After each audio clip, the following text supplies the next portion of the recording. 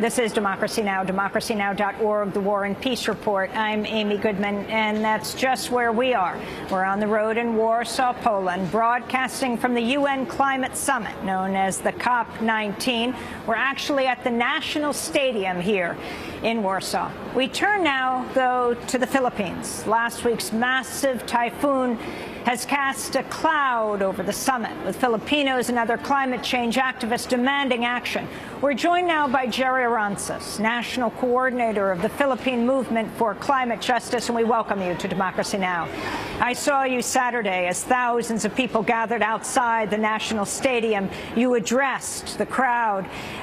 Can you talk about what you're demanding here? And were you planning to come to Warsaw even before the storm in your country?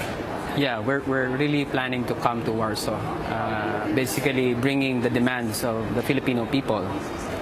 It's not like we were hit just this year. It's been there for the past 5 years.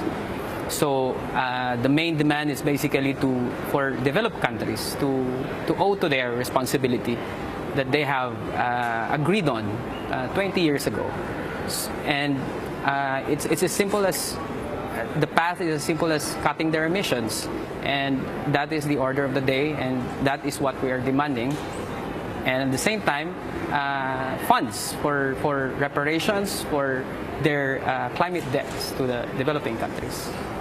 Some documents were released last week, leaked documents from the Secretary of State, John Kerry, to the climate delegation, talking about the issue of, well, in UNEs, in the UN language, that's called loss and damage. He said that's blame and liability. Explain what loss and damage is and why that's important to the Philippines. It's definitely very important to the Philippines. That is why our delegation, the official delegation, is so empathic and so emotional in pushing for it. Because it's not just them that's pushing for it. It's the whole Filipino nation. What is happening in the Philippines, or what has just happened in the Philippines, is an example of why developing countries needs loss and damage. It's beyond adaptation. I think no amount of adaptation measures. We've been doing a lot of adaptation measures in those islands, both by the government and the civil society and the communities. And I don't think no amount of adaptation measures can fend off that kind of a storm. That is why the mechanism for loss and damage is very important. Last year, I remember well in Doha, Yeb Sanyo, now the chief climate negotiator, breaking down in tears as Bopa hit, the typhoon last year. Now, what's known in the Philippines as Yolanda, Typhoon Haiyan. The figures you have, I mean, I think the government has said something like 4,000, 5,000 people are dead, but it hasn't reached a number of areas where the typhoon had the most devastating effect. Yeah, it's really saddening because there's still a lot of areas that have not been reached, and unfortunately, it is the communities and it is the civil society organizations that have actually reached them already. What's the government doing? It's really taking too long, and you can sense it from the public and the media and entertainers, the church. They're really frustrated. The Filipino people are really frustrated because of the slow pace of reaching the communities, of reaching those that have been devastated. You were at the rally on Saturday. You were also outside the coal summit, as they're calling it this morning, at the Ministry of the Economy. Among your flyers that you gave out around coal, why is coal relevant to the Philippines? Of course, here in Poland, which you might call Coland, something like 88% of their energy derives from coal, even though the population here has been polled over and over saying they want more reliance on renewable energy. How does that affect the Philippines? It's very relevant to the Philippines on two fronts. One, domestically.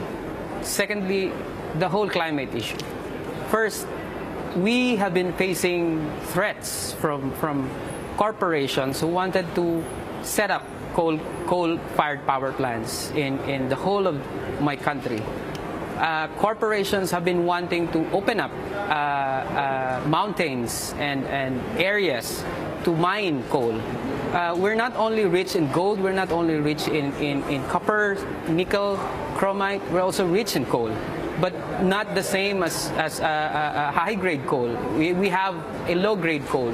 But right now, it's like it's even worse than 10 years ago when the coal industry in the Philippines started or entered.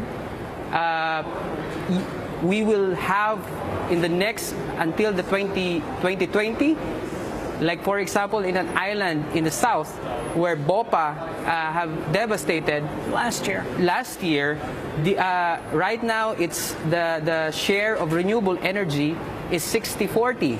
By 2020, it'll be 70-30 in favor of coal. So it's really relevant to us domestically. And for this year, we've been really fighting against coal. Where does the World Bank fit into the story? We just have a minute to go. The role of the World Bank is very much significant in the Philippines. We are one of, if not the highest electricity rate in Asia, next to Japan, or we've even surpassed it a few years ago.